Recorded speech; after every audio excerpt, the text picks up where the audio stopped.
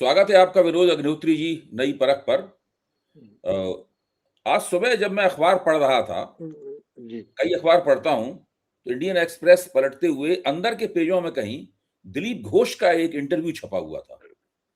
हम सब जानते हैं दिलीप घोष कौन है। जी। दिलीप घोष पिछले चुनाव में भारतीय जनता पार्टी के पश्चिम बंगाल के अध्यक्ष थे। इस बार भी वो भारतीय जनता पार्टी के शीर्ष नेताओं में से एक हैं। जी। पिछली बार तो शायद वो चुनाव वगैरह हार गए थे, इस बार खड़गपुर सदर से वो विधायक चुने गए हैं और उन्होंने अपना जो जीत का उत्सव मनाया, उसमें वो एक जेवीसी और एक बुलडोजर पर सवार थे और पीछे पीछे जुलूस निकल रहा था। यानी पश्चिम बंगाल भारतीय जनता पार्टी का पूर्व अध्यक्ष और उसका शीर्ष नेता जो मुख्यमंत्री पद की दौड़ में शामिल है, और अगर मुख्यमंत्री नहीं बना तो एक वरिष्ठ मंत्री बनेगा इस सरकार के अंदर, वो आदमी जेवीसी पर सवार था और वो बुलडोजर के ऊपर चढ़कर अपने जीत के जुलूस का नेतृत्व कर रहा था। और उस इंटरव्यू में उन्होंने जानते क्या कहा? उस इंटरव्यू का शीर्षक ये था कि हमारा तो नारा है सबका साथ सबका विकास, लेकिन बंगाल में उसके साथ जुड़ा हुआ है सबका हिसाब।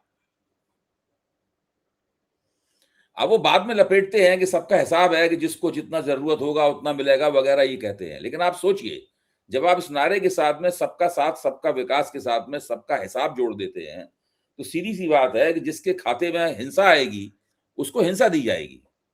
जिसके खाते में वो समझते हैं कि हमारे खाते में ये इस रूप में दर्ज है, तो उसका हिसाब हिंसा से होगा। इसका एक नतीजा ये भी निकलता है। अच्छा, बंगाल में बड़े पैमाने पर आज भी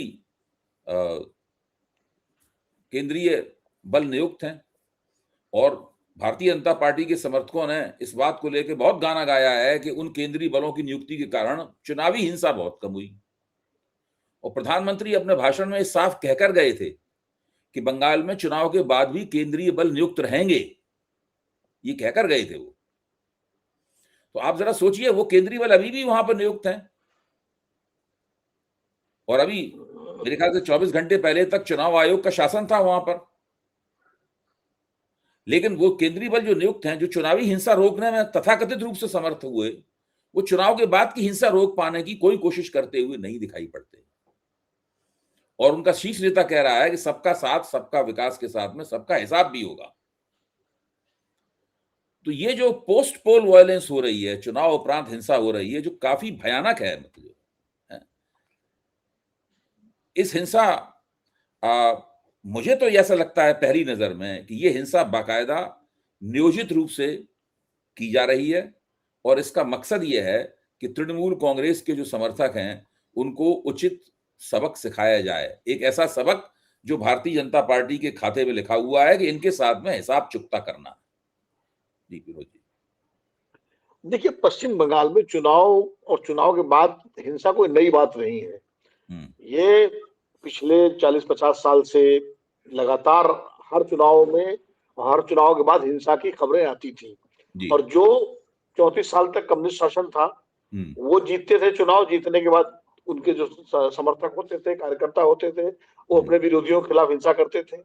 उसके बाद 2011 में जब तृणमूल कांग्रेस जीती, तो उसने वहां पर उसके कार्यकर्ताओं ने वामपंथियों के खिलाफ हिंसा की। और 2016 में भी, 2021 में भी मैं एक डिबेट में था, एक चैनल में आंकड़े देख रहा था, तो इस तरह की तमाम घटनाएं पहले भी हुई थी।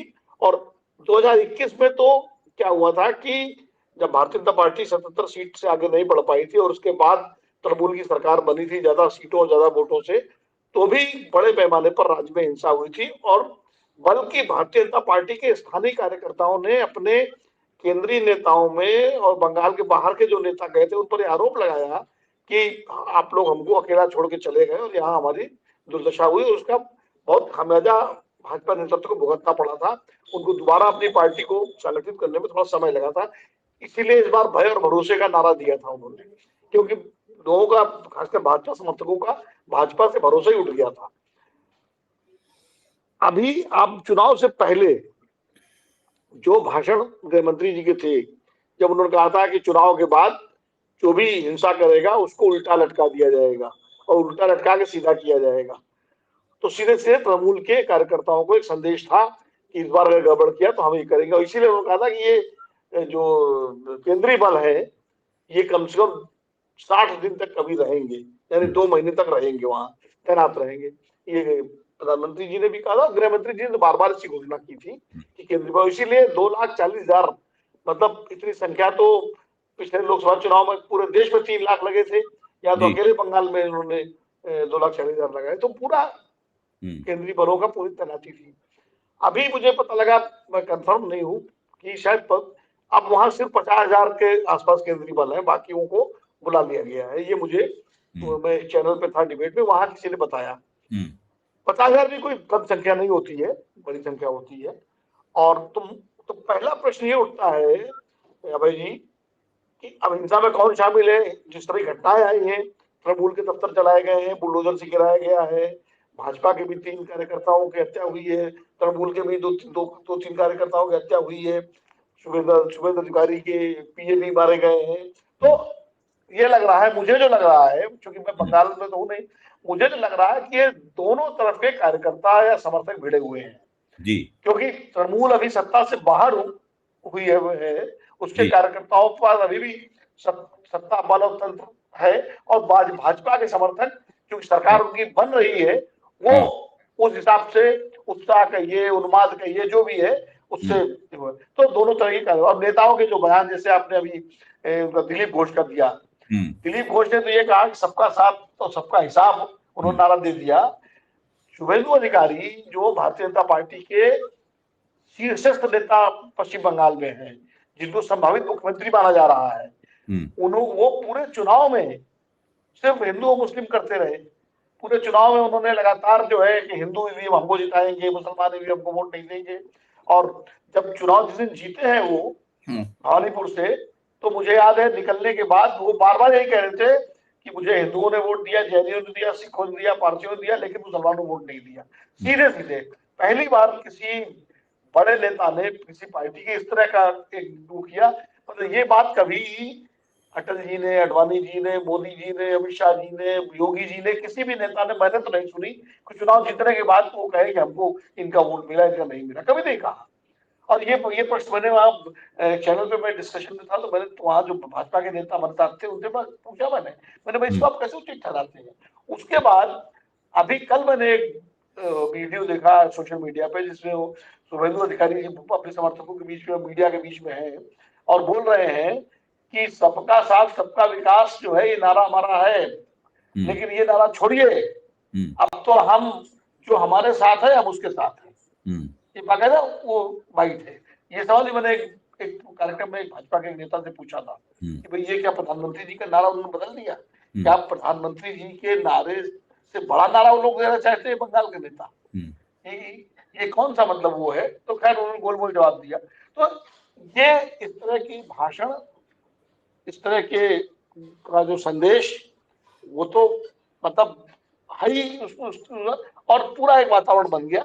और चुनाव आयोग ये अनुमान नहीं लगा पाया कि जो चुनाव आयोग मतदान के लिए, चुनाव के लिए 2.5 लाख 2,40,000 फोर्स तैनात कर रहा है, वो अगर वो रिसर्च कर लेता, जो मैंने बताया कि 2011 में कितनी हिंसा हुई, 16 में कितनी हिंसा हुई, 21 में कितनी हिंसा हुई, लोकसभा चुनाव के बाद कितनी हिंसा, तो कम से कम अभी जो 60 दिन का वादा था, तो फोर्सेस बनी रहती, क्या दिक्कत थी भाई। और फोर्सेस को निर्देश होते, क्योंकि अभी तक चुनाव आयोग के हाथ में ही कमान थी। एक तो ये है, और दूसरी बात ये है कि ये बड़ी चुनौती भी है भारतीय जनता पार्टी के लिए। इस तरह की हिंसा कोई भी करे, चाहे तृणमूल के लोग करें, चाहे भाजपा के लोग करें, या पार्टियों से इस तरह अराजक तत्व करें, ये बहुत बड़ी चुनौती है बीजेपी के लिए। क्योंकि बीजेपी पूरा चुनाव जो जीती है, वो तृणमूल के हिंसा है, तृणमूल के सिंडिकेट, तृणमूल के गुंडागर्दी, तृणमूल इसको ही मुद्दा बना के जीती है। ये एक बड़ा मुद्दा। और ये इसीलिए जो नतीजों के बाद प्रधानमंत्री जब भारतीय जनता पार्टी के कार्यालय में गए मोदी जी, तो उन्होंने कहा भाई अब बदला नहीं, बदलाव का दौर बंगाल में होना चाहिए। एक उन्होंने संदेश दिया कि मैं बीच में हस्तक्षेप कर रहा हूं, माफ कीजिए। क्या ये भारतीय जनता पार्टी की पुरानी ट्रिक नहीं है कि बड़े नेता एक उदारतापूर्ण वक्तव्य दें कि बदला नहीं, बदलाव होना चाहिए, और छोटे और मझोले और राज्य स्तर के नेता जो है ना, वो अपनी पुरानी सांप्रदायिक, हिंसक, अल्पसंख्यक विरोधी, विपक्ष विरोधी टेक पर कायम रहें। वो कहते रहें ताकि हम लोगों को हमेशा लगातार इनकी बातें उनके साथ में संतुलित होती रहें। टीवी पे ये बहस चलती रहे, प्रधानमंत्री ने यही कहा था, बाकी लोग नहीं मान रहे हैं बात, और प्रधानमंत्री ये कहते रहते हैं, बाकी लोग बात भी नहीं मानते रहते हैं, और राजनीति इसी तरीके से चलती रहती है। नहीं, मैं भी आपसे कह रहा हूँ, देखिए ये ट्रिक तो भाजपा की क्या लगभग सभी दलों की है कि बड़े नेता बहुत आदर्श टाइप की भाषण देते हैं और नीचे जो फुट सोल्जर्स होते हैं वो अपना काम करते हैं। वो पुरानी कहावत है कि चोर से कहो चोरी करो, सेठ से कहो जागते रहो, उस तरह के। तो ये तो मैं जो बात कर रहा था, मैं कह रहा था कि ये चुनौती है भाजपा के सामने, बड़ी चुनौती है। इसके अंतर पश्चिम बंगाल के चुनाव के अंतर्राष्ट्रीय आयाम भी है। अंतर्राष्ट्रीय आयाम ऐसे हैं, आप देखिए बांग्लादेश के विदेश मंत्री का बयान। बांग्लादेश के विदेश मंत्री ने क्या कहा? उन्होंने कहा कि हमें उम्मीद है कि जबरदस्ती जो है हमारे यहाँ लोग नहीं भेजे जाएंगे भाजपा के आने के बाद। दूसरा, आसाम में के मुख्यमंत्री के बयानों को लेकर के तो बांग्लादेश ने बाकायदा राजदूत को, उच्चायुक्त को बुला करके समन भी किया। तो आसाम और पश्चिम बंगाल के राजनीतिक परिणामों के अंतर्राष्ट्रीय आयाम भी है, इसलिए भी भाजपा को उसको बहुत देखना पड़ेगा। अगर आप बिल्कुल अब तो ये हिंसा इस तरह की जारी रहती है, और देखिए भाजपा के लोग शामिल हों या ना हो, लेकिन जिम्मेदारी तो भाजपा की आएगी क्योंकि सरकार उसकी बन रही है भाई। वो अब बर्खास्त कर दिया गया, ममता बनर्जी की सरकार को राज्यपाल ने बर्खास्त कर दिया, क्योंकि आज 7 मई को विधानसभा की अवधि जो है वो पूरी हो गई जी। अब सीधे सीधे शासन राज्यपाल के हाथ में आ गया, क्योंकि राष्ट्रपति शासन के भी सूचना जारी हो जाएगी, लागू हो जाएगा, और अब सारी जिम्मेदारी केंद्र की होगी जब तक सरकार नहीं बनती है। और जब सरकार बन जाएगी तो भी भारतीय जनता पार्टी सरकार होगी। तो अब बंगाल में हिंसा न हो, बंगाल में तृणमूल के कार्यकर्ता और दूसरी पार्टियों के कार्यकर्ता और दफ्तर सुरक्षित रहे, ये जिम्मेदारी तो सत्तारूढ़ दल की है, भारतीय जनता पार्टी की है। और अगर ये हिंसा इस तरह जारी रही और ये बदले का ये सिलसिला ज्यादा चल गया, तो सबसे ज्यादा मैं कह रहा हूं आपको, ठीक है तृणमूल का जो नुकसान होगा या दूसरे दलों का होगा, लेकिन सबसे ज्यादा नुकसान राजनीतिक रूप से देश और सब जगह भारतीय जनता पार्टी का होगा। ये बात भाजपा के शीर्ष नेताओं को समझनी पड़ेगी।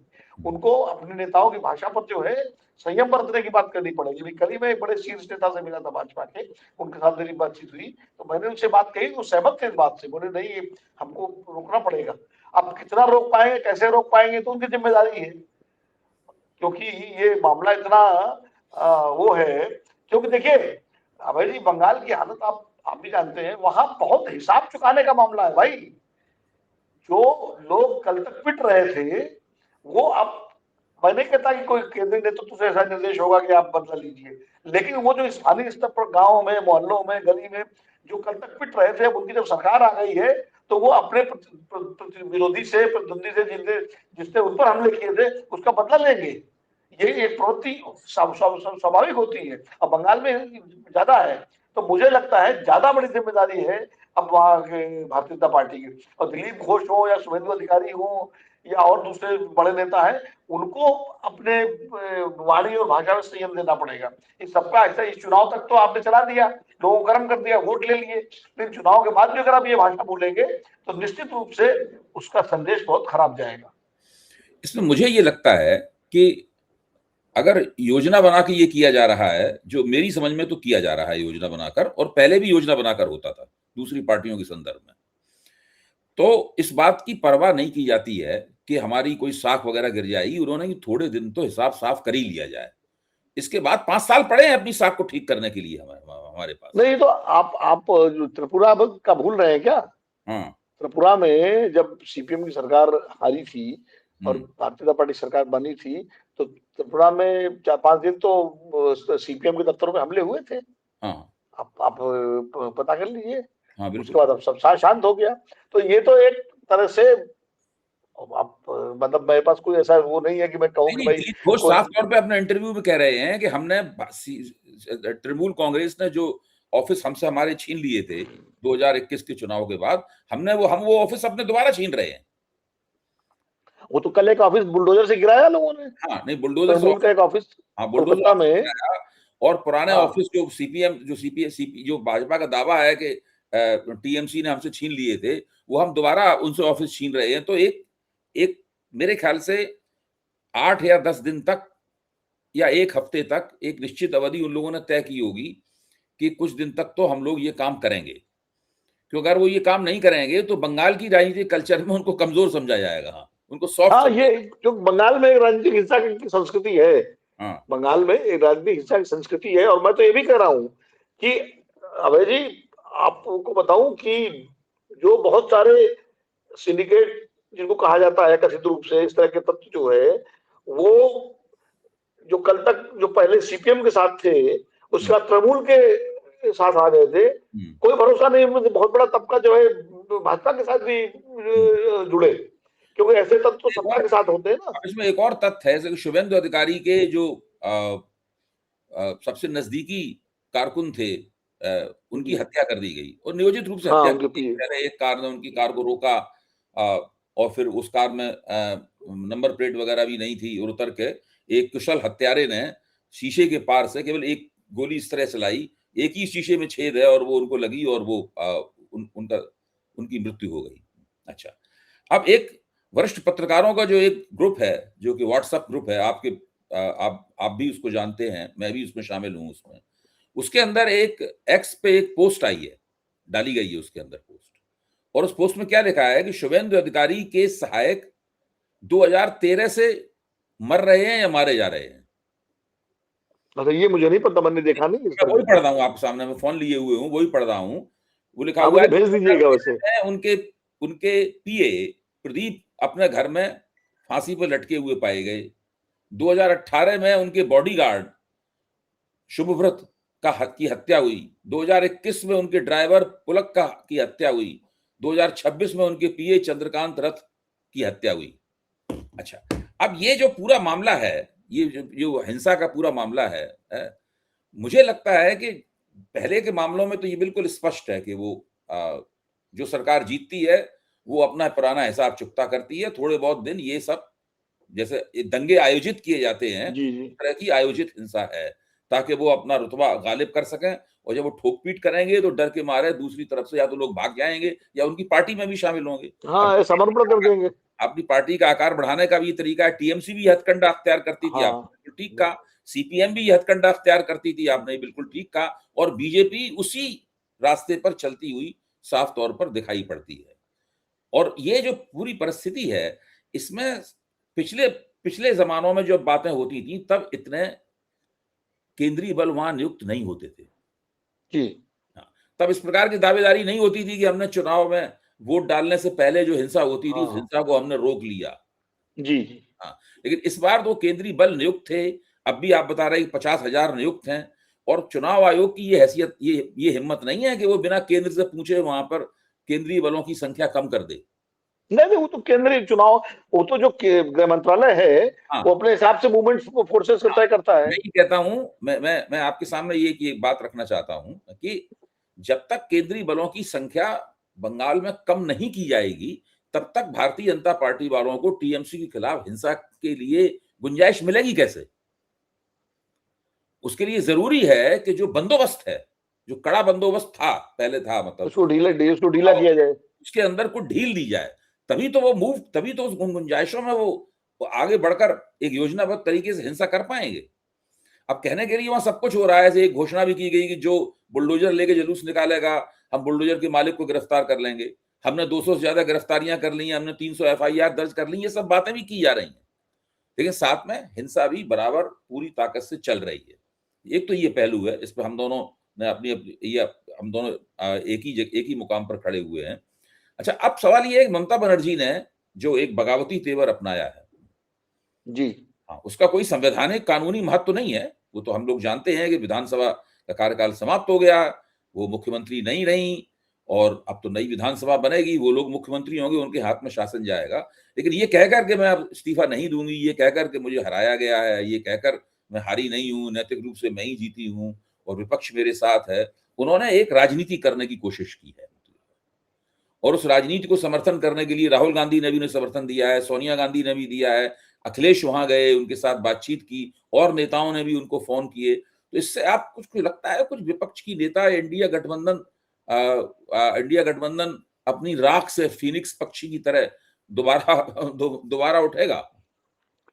देखिए अभय जी, हम आप अक्सर इंडिया गठबंधन को लेकर के तमाम चैनलों पर बहस करते रहे, जी जी जी और हम लोग इस बात को कहते रहे कि एक ऐसा गठबंधन है जिसका कोई सचिवालय नहीं है, जी कोई जी संयोजक नहीं है, कोई अध्यक्ष नहीं है, कोई मुकम्मल एक ढांचा नहीं है, कोई स्ट्रक्चर नहीं है, और ये लोकसभा चुनाव कोई कॉमन मिनिमम प्रोग्राम नहीं है। हम लोग इस बात को लगातार कहते रहे, और लोकसभा चुनाव से पहले थोड़ा बहुत इसका लगता भी था, लेकिन उसके बाद तो बिल्कुल ही ठंडा पड़ गया।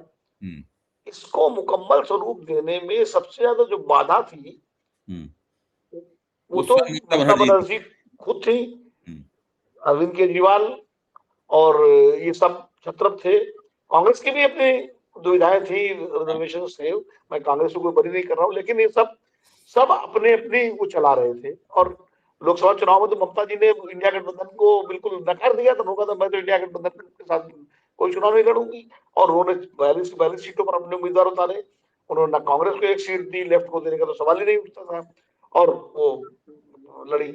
उसके बाद विधानसभा चुनाव में भी आपने देखा, इस बार भी उन्होंने कांग्रेस को कोई स्पेस नहीं दी, जबकि कांग्रेस चाहती थी करना चुनाव गठबंधन से, लेकिन उन्होंने बिल्कुल अपने को उसको अलग रखा। इंडिया गठबंधन को एक तरह से उन्होंने कभी ज्यादा तवज्जो ही नहीं दी, परवान चढ़ने ही नहीं दिया, परवान चढ़ने नहीं दिया। बल्कि एक और चीज थी, चर्चा ये भी चल रही थी बंगाल चुनाव से पहले, जो मान सब चल रहे थे कि ममता बनर्जी चौथी बार जीतेंगी और अच्छे नंबर से जीतेंगी, और उधर कांग्रेस असम तो हारेगी, हो सकता है केरल में भी चूक जाए।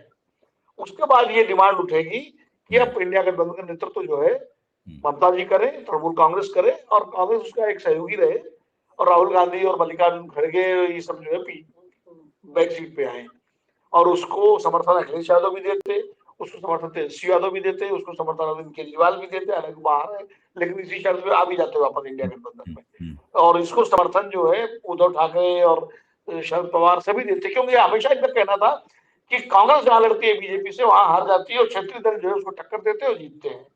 तो ये सारी योजना थी, लेकिन अब अचानक नतीजे जो आए वो जैसे भी आए हों, ठीक है, ममता जी का आरोप है 100 सीटों की चोरी की गई, राहुल गांधी भी कह रहे हैं, लेकिन जैसे भी आए नतीजे ऐसे आ गए कि ममता बनर्जी को कुछ करने की वो सारी योजना ध्वस्त हो गई, उसमें केसीआर भी शामिल थे। तो अब जो है, लेकिन मैं इसमें राहुल गांधी की तारीफ करूंगा, कांग्रेस पार्टी की तारीफ करूंगा कि जब ये नतीजे आए तो कांग्रेस के भीतर और बाहर कई लोगों ने इस बात की खुशी जाहिर की कि अब राहुल गांधी और कांग्रेस के लिए कोई चुनौती नहीं बची विपक्ष में नेतृत्व को। उसको तुरंत राहुल गांधी ने रोका, ट्वीट किया, और उन्होंने कहा कि इस तरह से खुशी मनाने कोई मतलब नहीं है। आसाम में और बंगाल में वो वोट चोरी का उन्होंने आरोप लगाया और कहा कि हम इस मामले में ममता जी के साथ हैं। और जबकि चुनाव से पहले उन्होंने अपील की थी कि ममता जी ने पोलराइजेशन का जमीन तैयार की है, और उन्होंने अपील की थी कि तृणमूल को हराया जाए और कांग्रेस को जिताया जाए। ठीक है, उनकी पार्टी अलग लड़ रही थी चुनाव, तो वो कर रही था, लेकिन तुरंत उन्होंने एक्शन लिया और ममता जी को फोन किया, बात की, ये भी कहा कि हम आएंगे आपसे मिलने। तो एक तरह से मैं कहूंगा अब ममता जी को भी इंडिया गठबंधन याद आ रहा है कि मैं इंडिया गठबंधन के साथ हूँ, इंडिया गठबंधन की पर लड़ाई लड़ेगा। ममता जी ने क्या किया है, देखिए, इस्तीफा न देने का फैसला उन्हें मालूम था उनको भी कि वो मुख्यमंत्री नहीं बनी रहेंगी, वो तो गवर्नर के पास अधिकार है उनको बर्खास्त करने का, और विधानसभा का कार्यकाल खत्म होते ही अपने आप वो उनकी सरकार जो है वो भंग हो जाएगी। इसलिए उन्होंने इस्तीफा तो जो है न देने का फैसला सिर्फ उनका था कि अपना जो प्रोटेस्ट है उनका ये है कि ये फैसला जो चुनाव का नतीजा जो है विधानसभा का, ये मैं स्वीकार नहीं कर रही हूँ। इस्तीफा देने का मतलब ये होता है कि आपने कहीं ना कहीं नतीजे को स्वीकार कर लिया, जैसे स्टालिन ने कर लिया, पिनाकी विजयन ने कर लिया। यही होता है, जो पार्टी हारती है तो मुख्यमंत्री या प्रधानमंत्री अपना इस्तीफा देते हैं और स्वीकार करते हैं जनादेश को। ममता बनर्जी ने कहा, ये रणनीति अपनाई कि इस्तीफा न देके मैं ये संदेश देना चाहती हूँ अपने वर्कर्स को और जनता को कि मैं इस नतीजे को स्वीकार नहीं कर रही हूँ, जनादेश है ही नहीं, जनादेश है ही नहीं, ये वैसे जनादेश है। और अब वो अदालत में भी जाएंगी, सुप्रीम कोर्ट में, जैसे सबूत इकट्ठा करके उनका अदालत में जाएंगे, जनता के अदालत में जाएंगे, और अंतर्राष्ट्रीय मंच पर भी इस मामले को उठाएंगे। उन्होंने ये भी कहा। अब अंतर्राष्ट्रीय मंच का क्या मतलब है, इंटरनेशनल कोर्ट ऑफ जस्टिस में तो जा नहीं सकती क्योंकि दो देशों का मामला तो है नहीं। लेकिन आज हम तृणमूल के प्रवक्ता से पूछा गया तो उन्होंने कहा कि जो भारत के बाहर जो तमाम इंडियन डायस्पोरा है, भारतीय हैं, बड़ी संख्या में बंगाल के लोग भी हैं, हम उनके बीच में जाकर के उनको बताएंगे कैसे हमारा जो है जनादेश चोरी किया गया है। तो एक तरह से वो इस लड़ाई को अभी लंबा लड़ना चाहती है और वो चाहती है इंडिया गठबंधन इसमें उनका सहयोग करे, और शायद राहुल गांधी तो करेंगे ही। देखिए यही सब लोग थे अभय, जब राहुल गांधी ने मुद्दा उठाया था, दो प्रेस कॉन्फ्रेंस उन्होंने की, महादेवपुरा की और आनंद की और महाराष्ट्र को लेकर के, हरियाणा को लेकर के, जब उन्होंने बाकायदा प्रेस कॉन्फ्रेंसेस की और सारे अपने हिसाब से उन्होंने सबूत इकट्ठा करके दिए, तो किसी इंडिया गठबंधन के सहयोगी दल ने साथ नहीं दिया उनका, न तृणमूल कांग्रेस ने, न समाजवादी पार्टी ने, न बयान मैंने दे दिए, लेकिन राहुल इसको एक बड़ा मुद्दा बनाना चाहते थे राष्ट्रीय स्तर पर, लेकिन कोई क्षेत्रीय दल से सहमत नहीं था, तो राहुल भी पीछे हट गए, शांत हो गए। लेकिन अब ममता जी को भी समझ में आ रहा है, तो ममता, अब मुझे लगता है कि ये मुद्दा एक बार इंडिया गठबंधन थोड़ा रीग्रुपिंग होगी उसकी, उसमें एक रीग्रुपिंग होगी, ममता जी उसमें सक्रिय भूमिका निभाएंगी, कांग्रेस रहेगी।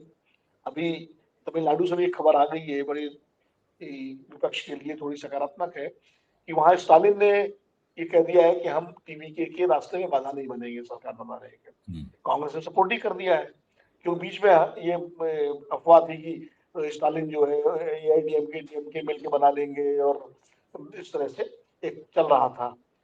तो और तमिल डीएमके के नेता कांग्रेस को कोस रहे थे कि कांग्रेस ने पीठ में छोड़ा भूखा, ये क्या नहीं, हिंदुस्तान ने सब उसको जो है कंट्रीब्यूट किया और कहा कि वो कांग्रेस का निर्णय ठीक है अपनी जगह, राहुल गांधी का फैसला, क्योंकि हमको तमिलनाडु की जो सेकुलर क्रेडेंशियल्स वो बरकरार रखने हैं, कामराज और पेरियार और उनकी जो अन्नदुराई की जो राजनीति है उसको जिंदा रखना है, और इसलिए हम, जनता ने जो जनादेश दिया है, हम टीवीके के रास्ते में बाधा नहीं बनेगी। तो ये इससे लगता है कि दोनों ही दल, टीवीके और डीएमके, दोनों इंडिया गठबंधन में बने रहेंगे, वो भले विपक्ष में रहे वहां पर, लेकिन वो इंडिया गठबंधन बने रहेंगे। तो कुल मुझे लगता है कि अब बंगाल के फैसले के बाद, क्योंकि अगले साल 3 राज्यों के फिर चुनाव है, पंजाब के, उत्तर प्रदेश के, उत्तराखंड के, शुरू में ये मार्च में है, उसके बाद गुजरात और हिमाचल के हैं। अब अपोजिशन की एक रीग्रुपिंग होगी, और चूंकि सब झटका खा रहे हैं, बिहार में आरजेडी ने झटका खाया, तमिलनाडु ने डीएमके ने झटका खाया, कांग्रेस ने आसाम में झटका खाया, ममता बनर्जी ने बंगाल में झटका खाया। अब शायद कहते हैं ना, सब जब झटका लगता है तो थोड़ा सा आपका अहंकार भी टूटता है, और फिर जो जड़ता है वो टूटती है, और फिर एक दूसरे के साथ आने का की मजबूरी भी होती है। तो मुझे लगता है कि अब शायद इंडिया गठबंधन ज्यादा मुकम्मल होकर के सामने आ सकता है, उभर सकता है, क्योंकि उसको आने वाले जो विधानसभा के चुनाव हैं राज्यों के, उसमें एक मुकम्मल तस्वीर लेके जाना है, बजाय ये कि अलग अलग अपनी खिचड़ी पका रहे हैं। तो इसलिए मुझे, अरविंद केजरीवाल भी चुनाव हार चुके हैं दिल्ली में, आम आदमी पार्टी भी हार चुकी है, अब उनकी क्या भूमिका होगी पंजाब में उनकी लड़ाई। हालांकि पंजाब में अभी जिस तरह से सारे 7 सांसदों को राघव चड्ढा तोड़ के ले गए हैं, और वो फैसला हो गया कि 2 विधायक राज्य में बीजेपी के और 7 सांसद। अब खबर ये आ रही है कि बीजेपी पंजाब को लेकर बहुत आक्रामक है, और हो सकता है जल्दी वहां कुछ और राजनीतिक घटनाएं घटे, तो ऐसे में अरविंद केजरीवाल के लिए सामने भी संकट होगा। तो मुझे लगता है कि आने वाले दिनों में विपक्षी दल जो है वो सब कोई न कोई, उनकी एकजुटता जो है ज्यादा मजबूत होगी पहले की तुलना में। नहीं, मैं इस बात लीडर से सहमत हूँ। इस बंगाल के नेतृत्व तो वो कांग्रेस के साथ ही कांग्रेस ही करेगी, क्योंकि सबसे बड़ी पार्टी वही है। लेकिन पहले जो कांग्रेस की केंद्रीयता विपक्षी एकता में खतरे में पड़ गई थी, क्योंकि शक्तिशाली क्षेत्रीय शक्तियां लगातार खुद को प्रधानमंत्री पद का उम्मीदवार भी बताने लगी थी। अब किसका यहाँ पे नाम लें? अब देखिए, डीएमके के हाथ से भी सत्ता चली गई, ममता बनर्जी के हाथ से भी सत्ता चली गई, आम आदमी पार्टी के एक प्रदेश में सत्ता जा चुकी है, दूसरे प्रदेश में वो सत्ता खोने के करीब है तकरीबन। मुझे दांव पे लगी हुई है, बिल्कुल। हाँ बिल्कुल, हाँ, किनारे लगी हुई है। और उधर बीजू जनता दल भी सत्ताच्युत हो चुका है। तो क्षेत्रीय शक्तियों की हालत इस वक्त काफी खराब है। तो इसमें अब कांग्रेस इन क्षेत्रीय शक्तियों का, जो कांग्रेस का नेतृत्व करना चाहती थी, अब कांग्रेस उनका नेतृत्व करने की स्थिति में परिस्थितियों वश, घटनाक्रम के कारण आ गई है। एक तरह से देखा जाए तो राष्ट्रीय स्तर पर कांग्रेस के लिए ये चुनावी नतीजे एक अच्छी खबर है। हाँ, मैं तो इस बात को, मैंने तो एक उस पर अपने अमरजा.com में कार्यक्रम में भी बनाया और वीडियो भी बनाया, मैंने चर्चा भी की। उसी दिन के नतीजे आए थे। मैंने कहा कि वैसे तो पश्चिम बंगाल के नतीजे विपक्ष के लिए थोड़ा झटका देने वाले हैं, लेकिन उसका एक संदेश ये भी है कि जो राहुल गांधी और कांग्रेस की जो के नेतृत्व को जो चुनौती मिलने की आशंका थी, एक तो वो आशंका खत्म हो गई, और अब करीब करीब सभी दल इस बात पर सहमत होंगे कि कांग्रेस को आगे करके ही ये विपक्षी एकता बनाई जाए। और मैं फिर कहूंगा, इस पूरे प्रकरण में राहुल गांधी की भूमिका बड़ी सकारात्मक, बड़ी परिपक्व दिखाई पड़ती है।